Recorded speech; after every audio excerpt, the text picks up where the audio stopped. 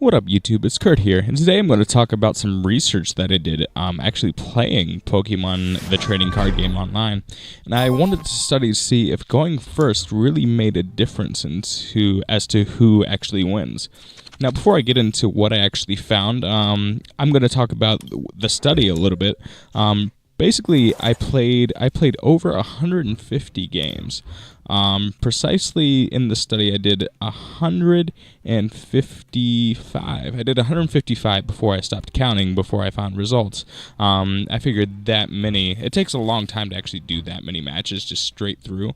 So yeah, it took me quite a while to do that. But I managed to get 155, and off the top of my head, you would think going first might help you a little bit, and the reason why going first might help you is because you get that first energy attachment, you get that first draw, and those can really set up a lot of plays for you, and that's why going first might really benefit you. The only real benefit to going second is kind of playing off of your opponent a little bit, but really there's not that much advantage to it. And on the surface, it might look like the turn order might need to be nerfed a little bit, because it does on the surface seem to provide a little bit of an advantage.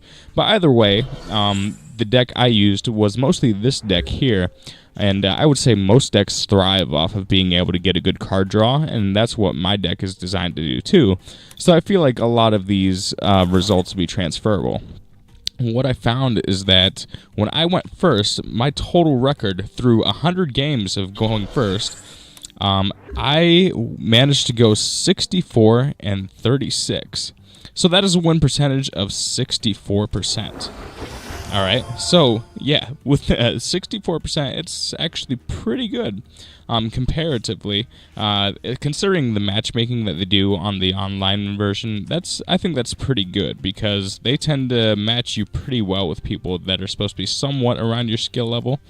But yeah, so overall that's pretty good. So my overall record, and it's a little bit off, the numbers are a little bit off. My overall record going first and going second, it was 96 and 62. So I'm going to pull up my calculator here. So 96 plus 62. And there were a couple matches I didn't count because the opponent left really early or something along those lines. Something that would just make it too ridiculous to not even mention. So that's why my numbers don't exactly add up there. So 96 divided by 158. So overall, my win percentage was 0.607, which is still like a respectable baseball team, I guess. So, one thing I want to mention to you guys, if you choose to go first every time online, you can actually, some opponents will pick you to go first, and that might not be wise, but out of the 155 matches I played, I went first 100 times. So that's about 2/3 of my actual total plays. So I don't have as many matches recorded where I'm going second. Now, keep in mind, my win percentage was 64% when I went first. My win percentage, my total wins, it actually, when I went second, my record ended up being 29 and 26. All right, so right on the surface, that seems like kind of a very huge drop. So my total number of games, 29 plus 26 equals 55. So 29 over 55. It was, yeah, my win percentage dropped to 0.527. So for just a little bit of perspective, we'll just call it 53% chance of winning. So a 53% chance of winning to a 64% chance of winning, that's actually kind of a really huge difference, like when it comes to a card game. Yeah, that's so if you do an 11%, let's see, 11 over 55, you give yourself a 20% chance increase of winning if you choose to go first, according to my deck and my research. I figured, yeah, this would be enough games. I just did so many games, and it just seemed to be kind of a clear pattern at this point. I could do different statistical analysis, but I feel like the chances of that record happening on its own isn't very great. So I think this is something that's just very well understood in the Pokemon community, is that going first gives you a really big benefit. And I think Pokemon should really change the rules on these. One thing I advise for them to change the rules, this would probably be a good idea, just make the first person, the person that goes first, just make them not draw a card. I know a lot of decks somehow are able to draw a lot of cards anyway with the cards in their hand. Like the really annoying Night March deck, it might not matter that much, but still, every deck can be beaten by a lucky card draw. And that's one important thing to keep in mind. And that might be a good way to level the playing field, is just making the first person not be able to draw a card. I feel like that's one thing Magic does. And that's something that could really, really benefit the gameplay, in my opinion. Alright, so if you guys have any questions about that, feel free to leave them in the comment section. I'll talk about this game a little bit here. So my playstyle, it's different than a lot of the main decks you'll see. A lot of times, I guess the really good quote-unquote players you'll see, well, some will have Night March, even though Night March isn't, it's not like a tremendously awesome deck. But it's just really annoying to play. You know exactly what the opponent's going to do, but you just kind of have to sit there and watch them play 10 cards in a row. And it ends up being pretty effective. If you ever want to shut that down, by the way, just go ahead and make a Jolteon EX deck. There's absolutely no counterplay. And that'll shut down those noobs right away. That's what's annoying, too. Anybody can play Night March. That's really, really annoying. But yeah, with decks like that, that's a popular one. Rayquaza decks are really popular. Combinations of Glaceon decks can be really popular too. There's one with Seismitoad that I guess does pretty well too. And my deck, well, it's almost kind of like a variation of the Volcanion EX. I just have one Volcanion in the deck, but I guess I go out of the norm and I rely more on Ninetales Break. And I think Ninetales Break is probably top 3 break cards, and it puts it online. I mean, it puts it really up there in terms of usability, because you can take out most EX or GX cards, get 2 prize cards, and if it gets taken down, the opponent only gets 1. And that's why, with its powerful attack of the fireball, whatever you call it, just 3 energies, you can pretty much take out any GX Pokemon, and that's pretty awesome. And you can, if you play your cards right and you have a lot of like blacksmiths and things like that, and you combine it with Volcanion, you can do a crap load of damage. And that's why I use this deck. So yeah, you can see my playstyle here. I'm just trying to take out his GX cards right away. Again, anytime you get 2, that is amazing. Getting 2 is always good. So yeah, he brings out another GX. Probably not the best decision, since I just kind of smoked those other ones. But alas, he's doing it. So my deck is designed to be able to get a very smooth card draw. And it doesn't always happen. Any deck can stall. That's the most important thing to realize. Even the deck's designed to have cards just sifting through all the time. It's not always going to work. Either you get too many duplicates, or you get no energies. Things like that can always happen, but some it'll happen less than others. So there he takes out my Volcanion GX, gets 2 prize cards, nothing I could really do about that. I try not to play that card out of my hand unless I can use it for its ability right away. That's just me. I don't like to give up the opportunity to give up 2 prize cards, because that strategy doesn't fit in well with this deck. So yeah, there.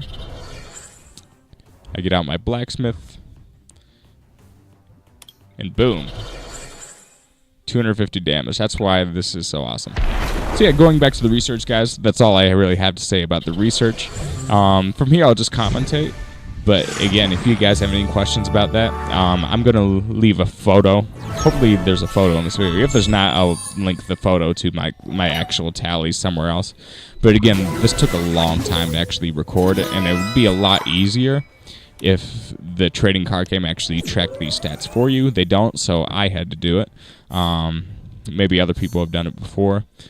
But again, Pokemon just isn't always with it with the statistical side, I guess. They just like to make it all bubbly and fun, which the card game itself is just, it can be really interesting and really challenging. And that's why I think they need to kind of update the rule set a little bit.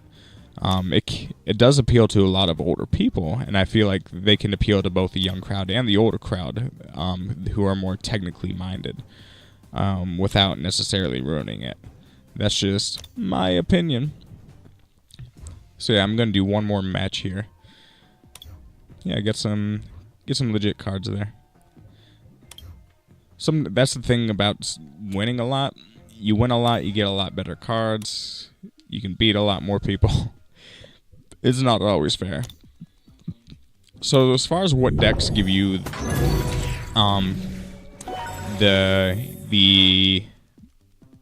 as far as what decks give you the best win percentage, I wish someone would do some research on that. But it's hard to do because you need to have a whole bunch of cards to be able to do that. You need to contribute a lot of time. And again, with this deck, I was able to achieve a 60% win percentage, which all in all, with the way they do the matchmaking, not that bad. All right, so from what I remember, this is actually a really interesting match because there are probably several reasons. I think I win it 6-5 in this prize card count. So and really this deck is a lot of fun because if you know what Volcanion does and how my deck is supposed to work together, things can get really interesting in what you want to accomplish. So instead of having a buttload of energies, I actually subtract some energies from my deck and replace them with items and supporter cards. And the reason I do this is because essentially that Professor's Letter, it's a 2-in-1 card. If you simply replace one energy with that card, you're making your deck that much more efficient because your chance percentage of getting an energy card, it remains exactly the same, but you also get the chance of getting 2 for 1, and therefore you just make your deck more efficient in that sense. So my advice is, a lot of decks recommend having 20 energies. Reduce the energies by 3. Reduce the basic energies by 3, and then just instead add the Professor's Letter to replace those. And in my opinion, that's a really good idea. Alright, so right off the bat, here you can see I used, I used Kiawe, and Kiawe is awesome because that can, if you draw that, I only keep one in my deck because it's not that awesome of a card. But it does come in handy every now and again, especially if you draw on the first turn and you have a really good card, you can doink some guy. So you can beat any deck, you can doink anyone by doing that, and that's what I really appreciate about it. There's always that nice aspect. If you have a decent deck and you get a little bit lucky, you can beat all these players that have worked for years and have these just amazing cards that just completely maybe overpower the game a little bit.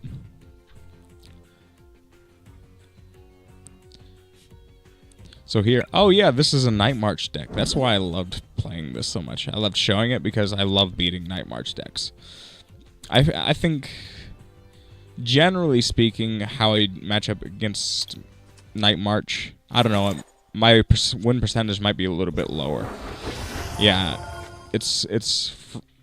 in order to face Night March with this deck, in order for me to do it, it's all about card draw.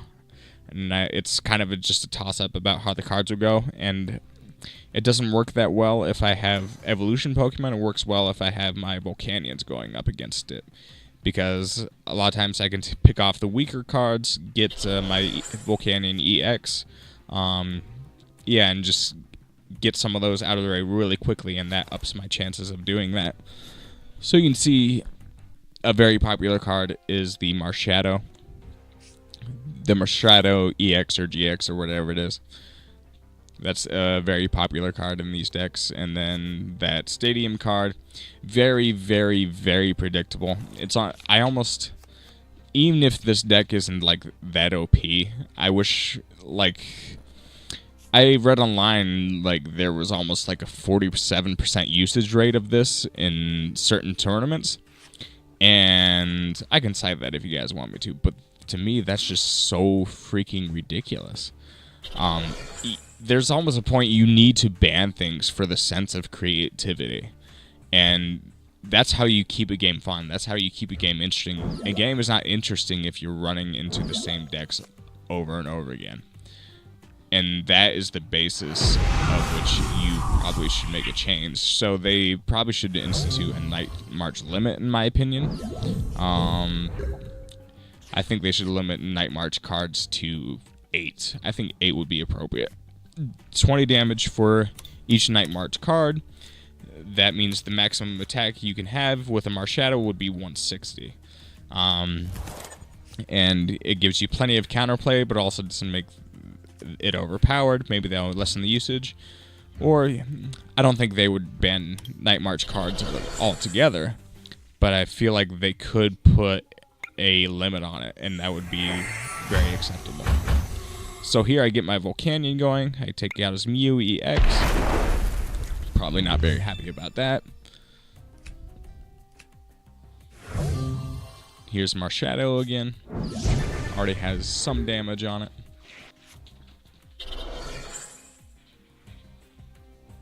And at this point, he just knows what's coming.